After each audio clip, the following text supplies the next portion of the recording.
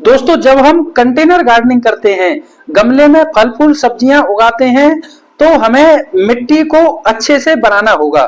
तो मिट्टी पौधों की आत्मा होती है, इसीलिए मिट्टी का अच्छा होना बहुत ही जरूरी है। तो आइए जानते हैं इस वीडियो में कि हम बेस्ट से बेस्ट मिट्टी कैसे बना सकते हैं, वो भी प्राकृतिक तरीके से, लगभग फ्री में। तो दोस्तों, मिट्टी से जुड़े हुए सभी सवालों के जवाब आज हम जानेंगे इस वीडियो में। नमस्कार दोस्तों, स्वागत है आपका बीएसके गार्डन में। दोस्तों, हम एक सीरीज बना रहे हैं, ये पौधों का भोजन, ये उसका दूसरा वीडियो है। और आज हम पिछले वीडियो में हमने कुछ बेसिक जानकारी की बात की, और आज हम बात करेंगे मिट्टी के बारे में। क्योंकि जब गार्डनिंग की बात आती है और टेरेस गार्डनिंग की या बालकनी गार्डनिंग जो भी करते हैं, तो सबसे पहले आता है रोल मिट्टी का। तो मिट्टी हमारी बेस्ट मिट्टी होनी चाहिए। तो बेस्ट मिट्टी हम कैसे बना सकते हैं अपने गार्डन के लिए, अब जिससे कि हमें अच्छा जो है रिजल्ट मिले, तो इस को हम आज समझेंगे मिट्टी को। तो बेस्ट मिट्टी के लिए, और दोस्तों मिट्टी जैसे पौधों की आत्मा तो मिट्टी होती है, लेकिन मिट्टी की आत्मा क्या होती है, तो ये भी है। तो मिट्टी के आत्मा को हम ऐसे समझ सकते हैं जैसे उसमें जो माइक्रोब्स की संख्या और उसके अंदर उसका पोषक तत्वों का भंडार। तो अगर इस तरह की चीजें उसमें है, मिट्टी के अंदर माइक्रोब्स की संख्या है काफी ज्यादा, उसमें माइक्रोब्स की दुनिया है और उसमें पोषक तत्वों का भंडार है, तो ये उस मिट्टी की आत्मा समझ सकते हैं दोस्तों। तो जैसे मिट्टी को अब हम कैसे बनाएंगे अपने गार्डन के लिए, बेस्ट से बेस्ट मिट्टी कैसे बना सकते हैं, तो आज मैं आपको दो तरीके बताऊंगा ऐसे, जिससे कि हम बेस्ट से बेस्ट मिट्टी बना सकते हैं, और दोनों के मैं अंतर भी बताऊंगा आपको किस तरह से। तो जो नॉर्मली जो ज्यादातर गार्डनर क्या करते हैं, जो कूड़े कचड़े से जो हम मिट्टी बनाते हैं, तो हम इस तरह से भी बनाएंगे, लेकिन उसका सही तरीका क्या होता है, सही प्रोसेस क्या होता है, उसको हम समझेंगे दोस्तों। तो जैसे ये ग्रो बैग है हमारा, तो इस ग्रो बैग में जब हम मिट्टी भरते हैं, मिट्टी बनाते हैं जब हम, तो हमें क्या करना है कि जैसे आपके पास अगर थोड़ी सी मिट्टी ले लेनी है आपको, आप कहीं से भी मिट्टी ले सकते हैं और किसी प्रकार की भी ले सकते हैं, जैसी भी आपको मिल जाए, प्लॉट से ले ले, खेत से ले ले, जहां से भी आपको मिल जाए आप मिट्टी ले लीजिए थोड़ी। अब उसको किस तरह से क्या प्रोसीजर करना है वो हम समझेंगे दोस्तों। तो जैसे ये ग्रो बैग है हमारा, और ये ग्रो बैग मैंने इसमें बना दिया थोड़ा इशारे के लिए, समझने के लिए। तो हमें क्या करना होगा कि उसमें नीचे 1-2 इंच की लेयर हम सूखे पत्तों की लगाएंगे, सूखे पत्तों की लेयर लगाएंगे। फिर उसके बाद हम थोड़ा गीले कचरे की 1-2 इंच की लेयर लगाएंगे। तो इसमें क्या होता है दोस्तों, जैसे ये लेयर बाई लेयर हम लगाते हैं, तो इसमें गलती क्या होती है, मैं एक चीज बताऊंगा आपको कि जब हम कोई भी खाद बनाते हैं, या कचरे की बेस्ट, किचन वेस्ट की खाद हो, या गोबर की खाद हो, या किसी भी प्रकार की जब हम खाद बनाते हैं, तो उसमें हमें मेन चीज क्या होती है देखने की, तो उसमें देखने को होता है कार्बन और नाइट्रोजन का रेशियो, जिसको हम एनसी रेशियो बोलते हैं। तो जब वो एनसी का रेशियो ठीक से होगा, तो हमारी खाद जो है प्रॉपर तरीके से अच्छी बनती है और जल्दी बनती है। उसका सीएन रेशियो का मतलब होता है जल्दी बनती है उससे। तो हमें ये सीएन रेशियो हमें कैसे जानेंगे, तो इसके लिए मैं आपको एक सिंपल तरीका बता देता हूं। वैसे आप कैलकुलेशन नहीं कर पाएंगे इस तरीके से, मैं आपको तरीका सिंपल क्या है कि आप जो सूखे कचरे की जो लेयर लगाते हैं, तो सूखे कचरे की जो लेयर लगाएंगे, तो आपको 60% सूखा कचरा और 40% आपको गीला कचरा, इस तरह से आपको लेयर लगानी है।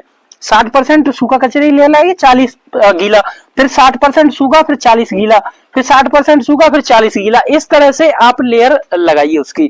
क्योंकि ज्यादातर जो नॉर्मल जो करते हैं, तो उन्हें इतना अंदाजा नहीं होता है, तो वो लगा देते हैं, उससे थोड़ा टाइम लगता है। तो आपको मैंने बता दिया तरीका कि जो उसका फिर सीएन रेशो क्या आएगा, इसका भी मैं बता देता हूं आपको कि जो हम इस तरह से लेयर लगाएंगे 60 + 40%, तो इसका आपका 30-31 के करीब सीएन रेशो आएगा। वो बहुत जो कि एक अच्छा सीएन रेशो होता है खाद बनाने का।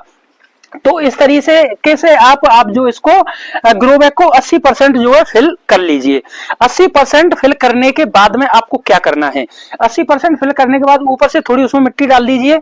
अगर आपको उसमें कुछ भी पौधा नहीं लगाना है, तो आप क्या कर सकते हैं कि हर 15 दिन में उसको थोड़ा हिला दीजिए, उसको खुरपी वगैरह से, इस तरह के टूल से किसी से, और चला दीजिए। उसको चला दे रहे हैं तो 15-20 दिन बाद आप उसमें जो है ऑक्सीजन का प्रवेश आता जाता रहे। तो ये जो उसका जो आपका पदार्थ है, ये 3 से 4 महीने में ये डिकम्पोज हो जाएगा दोस्तों। लगभग आपका 70 से 80% डिकम्पोज हो जाएगा 3 से 4 महीने के अंदर। लेकिन अगर आप चाहते हैं कि इसका हमें बेनिफिट मिल जाए, डबल बेनिफिट अगर आप लेना चाहते हैं, तो आप क्या कर सकते हैं कि 80% हमने इस ग्रो बैग को फिल कर लिया, गीला कचरा सूखा कचरा इस तरीके से 40+60 इस रेशियो में। तो फिर आपको क्या करना है कि ऊपर से एक 4-5 इंच मोटी लेयर मिट्टी की, वो आप कैसे बनाएंगे कि आप मिट्टी ले लो 50% और उसमें गोबर की खाद आप 50% ले लीजिए, दोनों को मिला करके, और उसमें थोड़ी सी नीम खली और आपका हल्दी पाउडर और 1 चम्मच राख, इस तरह की मिक्सअप बना के आप उसमें ऊपर से 4-5 इंच मोटी लेयर लगा के आप उसमें क्या लगा सकते हैं, आप धनिया लगा सकते हैं, आप पालक लगा सकते हैं, आप मेथी लगा सकते हैं। इस तरह की जो लीफी वेजिटेबल होती है हमारी, उस तरह की क्रॉप आप इसमें लगा दीजिए। तो ये क्या होगा कि आपका डबल बेनिफिट होगा कि इसमें जो हमारा 3-4 महीने में जो प्रोसेस होना था, हो सकता है वो 1-2 महीने उसमें एक्स्ट्रा लग जाए, 6 महीने लग जाए, लेकिन 6 महीने में आपका क्या हुआ कि आपको उसमें से क्रॉप मिल जाएगी उसकी लीफी वेजिटेबल की। अब क्रॉप भी आप ले लेंगे, उसका हार्वेस्टिंग ले लेंगे, उसके बाद में जब आप 6 महीने बाद या 4-5 महीने बाद जब इस ग्रो बैग को आप पलटेंगे, तो उसमें क्या देखने को मिलेगा आपको कि उसमें से जो है 80% आपका जो मैटर आपने डाला था वो डिकम्पोज हो चुका होगा। उसमें करीब 20% जो कुछ मोटे पार्टिकल्स रह जाते हैं, जैसे हमने ड्राई लीव्स डालते हैं तो उसमें कुछ ऐसी टहनियां वगैरह जो थोड़ी आ जाती हैं, तो उसमें कुछ रह जाता है 80-20% के करीब। तो आपको क्या करना है कि उस मिट्टी को एक 15 दिन आपको छाया में सुखा लेना है, उसे ज्यादा धूप में नहीं सुखाना है, उसको छाया में सुखा लेना है। और हाँ, एक काम और करना था, मैं थोड़ा मिस्टेक हुई मुझसे, तो जैसे ही आप इसमें लीफी वेजिटेबल लगाएंगे तो आप हर 15 दिन में आप क्या करना है आपको कि हर 15 दिन में आपको उसमें बायो एंजाइम कोई सा, आपके पास कोई सा भी बायो एंजाइम हो, कुछ लोग कमेंट करते हैं कि कौन सा लेना है, तो आप जो भी हो आपके पास, क्योंकि हर तरह के बायो एंजाइम में हम जब गुड़ का इस्तेमाल करते हैं तो उसमें जो ईस्ट खमीर होते हैं, जो बैक्टीरिया उसमें डिकम्पोज करने वाले, वो सब में होते हैं। तो आप कोई सा भी बायो एंजाइम लेकर के 1 लीटर में 10 ml या लास्ट 15 ml मिला करके इसमें हर 15 दिन आप डालते रहेंगे 15 दिन बाद। तो इसमें क्या होगा कि जो माइक्रोब्स की जो दुनिया है उसको ये तेजी से डेवलप करेगा, बायो एंजाइम तेजी से बढ़ाएगा, और इसके अंदर जो उसका डिकम्पोजिशन है वो तेजी से फास्ट हो जाएगा दोस्तों इसमें। तो ये आपको काम करना था। और अगर आपके पास बायो एंजाइम नहीं है तो आप गुड़ और छाछ, लस्सी का एक घोल बना करके उसे भी डाल सकते हैं, वो भी उसमें थोड़ा काम करेगा बैक्टीरिया का। तो जब हमने गमले को खाली कर लिया, तो खाली करने के बाद में उसको आप 10 से 15 दिन आप उसको छाया में उस मिट्टी को सुखा लीजिए। सुखाने के बाद आपको क्या करना है कि उसमें आप 20%, 10% या 20% गोबर की खाद या वर्मी कंपोस्ट मिलाइए। मिलाने के बाद में आप उसको थोड़ी सी नीम खली, और उसमें अगर आप मिला सकें तो कुछ 1-2 चम्मच ट्राइकोडर्मा या सूडोमोनास, इस तरह का बायोकल्चर मिला दीजिए उसमें। बायोकल्चर मिलाने के बाद, क्योंकि वो उसका क्या करेगा कि उसमें फंगस जो आएगी उसको रोकेगा वो। और दोस्तों मैं एक चीज बता दूं आपको, फंगस कैसे आती है।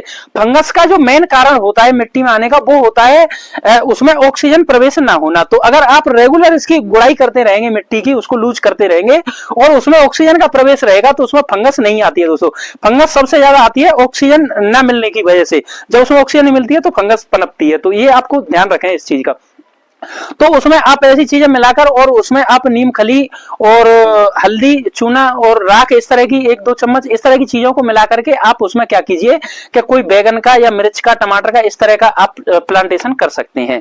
6 महीने बाद जब हम इसको खाली करके जब दोबारा से उसको भरेंगे गमले में, तब तो उसको करने के बाद में अब वो क्रॉप जब तक चलेगी आपकी, और उसमें आपको जो बायो एंजाइम की जो प्रक्रिया है या उसकी छाछ गुड़ का जो घोल बनाने के डालने की, उसको आपको लगातार करते रहना है। 15 दिन में, 20 दिन में, उस क्रॉप में भी आपको ये करते रहना है। उससे क्या होगा कि जो माइक्रोब्स की जो दुनिया है वो डेवलप उसमें होती रहेगी, वो उसमें उसका लॉस नहीं होगा। तो इस तरह से जब आप उस क्रॉप को ले लेते हैं, इसमें दोस्तों इस प्रोसीजर में करीब 1 साल का समय लगता है।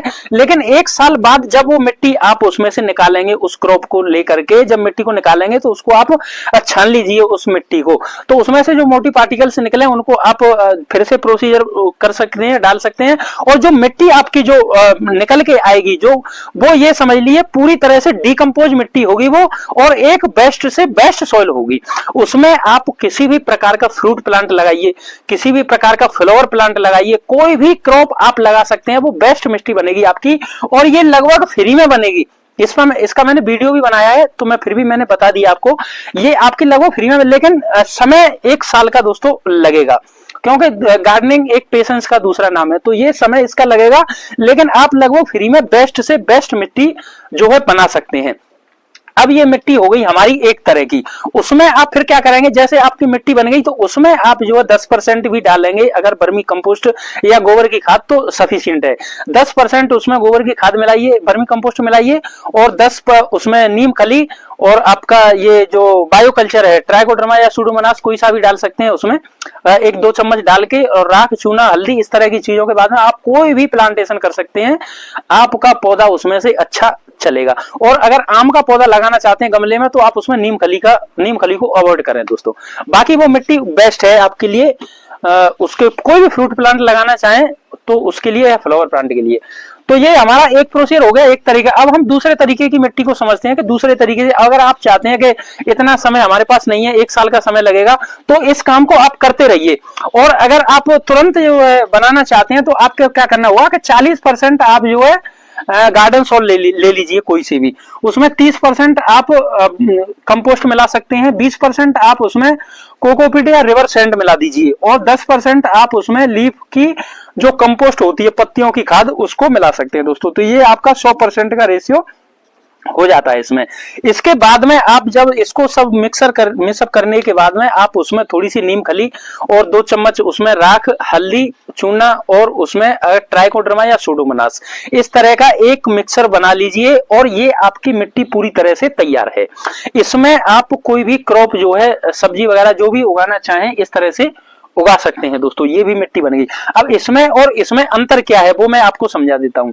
तो देखिए, इसको हम ऐसे समझ सकते हैं कि जैसे ये मिट्टी हमारी 1 साल में तैयार हो गई, ये बेस्ट सॉइल हमारी बनके आई। अब इसमें क्या है, इसको आप ऐसे समझिए जैसे कि कोई फैक्ट्री है, उसमें गोडाउन में बहुत सारा माल पड़ा हुआ है, उसमें माल भी बहुत सारा है, और उसमें जो काम करने वाले लोग हैं, जो वर्कर्स हैं, वो भी बहुत सारे हैं। तो जब इसमें सारी चीजें हैं तो वो किस तरह से वर्क करेगी वो फैक्ट्री, आप समझ सकते हैं। तो इसमें हमारे पोषक तत्वों की भी भरमार है, काफी पोषक तत्व हैं, और जो माइक्रोब्स की दुनिया है वो इसमें करोड़ों अरबों की संख्या में है। तो ये तेजी से अच्छे से काम करेंगे। अब इसमें क्या है कि इसमें हमारे गोडाउन में माल तो बहुत है, क्योंकि हमने इसमें कंपोस्ट डाला है, 30% लीफ कंपोस्ट डाला है, और हमने बाकी चीजें नीम खली वगैरह और ऐड किया है। तो इसमें माल तो बहुत है हमारे पास, लेकिन इसमें जो काम करने वाले लोग हैं वो नहीं है, क्योंकि उसमें जो माइक्रोब्स की जो दुनिया है हमारी वो इसमें नहीं है। क्योंकि इसमें हमने कार्बन का रेशो साथ में डालते हुए हमने इसमें माइक्रोब्स को बढ़ाया था, उसमें माइक्रोब्स की दुनिया को बढ़ाया था, लेकिन इसमें नहीं है। तो इसमें ये अंतर आप समझ सकते हैं। तो जिस मिट्टी में जिस गोडाउन में माल के साथ लेबर होगी तो वो किस तरह से वर्क करेगी, और जिसमें केवल माल ही माल होगा, कम लेबर होगी, तो वो किस तरह से वर्क करेगी। तो ये दोनों मिट्टियों का इस तरह से प्रोसीजर है दोस्तों। ये भी अच्छी मिट्टी है, लेकिन इसको भी हम समय के साथ में उसमें कुछ लिक्विड बायो का डालते रहेंगे। कोई भी आप बायो खाद का उपयोग करेंगे, या कोई भी ऐसा लिक्विड बायो एंजाइम है, या आपका छाछ का और उसका जो घोल है वो बना सकते हैं, या आप एक और बनाते हैं लोग गौमूत्र और उसका लस्सी का, इस तरह से कोई भी बायो हम उपयोग करेंगे तो ये भी हमारी मिट्टी जो है धीरे धीरे बेस्ट हो जाएगी। और बाकी ये मिट्टी तो हमारी जो 1 साल में बनती है ये तो बेस्ट है, ये तो बेस्ट से बेस्ट मिट्टी है। तो दोस्तों, मैंने इसको जो मिट्टी के बारे में, जो हमें किस तरह की मिट्टी लेनी चाहिए अपने गार्डन में, तो इसका मैंने पूरा प्रोसीजर आपको समझाया। आई होप ये वीडियो आपको पसंद आया होगा, ये जानकारी। तो ये वीडियो आपको कैसा लगा, अच्छा लगा तो इसे लाइक करें और हाइप करें दोस्तों के, जिससे कि ये जानकारी बाकी और लोगों तक भी पहुंच सके। और आप अगर आप चाहते हैं कि मैं इसी तरह जुड़ा रहूं और आपके लिए इसी तरह की जानकारी लाता रहूं, तो आप इस चैनल को सब्सक्राइब करके बेल आइकन को ऑल पे प्रेस करें, और कमेंट जरूर करें दोस्तों, जिससे कि हम एक दूसरे से सीखते हुए अपनी गार्डनिंग जर्नी को बेहतर बना सकें। तो आज के लिए बस इतना ही। पूरा वीडियो देखने के लिए आपका बहुत बहुत धन्यवाद।